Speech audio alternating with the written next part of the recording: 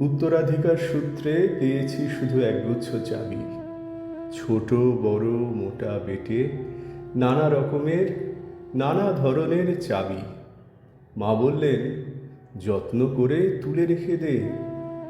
তারপর যখন বয়স বাড়ল, জীবন এবং জীবিকার সন্ধানে পথে নামতে হলো, পকেটে সম্বল শুধু সেই একগুচ্ছ চাবি, ছোট বড় মোটা বেটে নানা রকমের নানা ধরনের চাবি।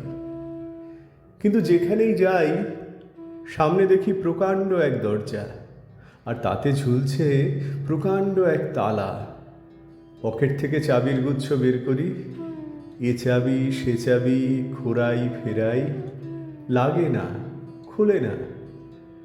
শ্রান্ত হয়ে ঘরে ফিরি।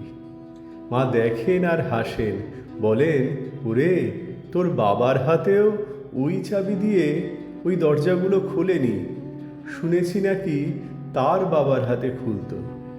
আসল কথা কি জানিস?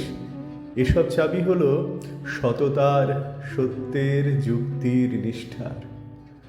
আজকাল আর ওই চাবি দিয়ে এসব দরজাগুলো খোলে না। তবুও তবুও তুই ফেলে দিস না। তুইও যখন চলে যাবি, তোর সন্তানদের হাতে দিয়ে যাস এসব চাবির গুচ্ছ। হয়তো তাদের হাতে, হয়তো কেন, নিশ্চয়ই তাদের হাতে একদিন এই সব সততার, সত্যের, যুক্তির, নিষ্ঠার চাবিগুলো দিয়ে জীবনের বন্ধ দরজাগুলো খুলে যাবে, খুলে যাবেই।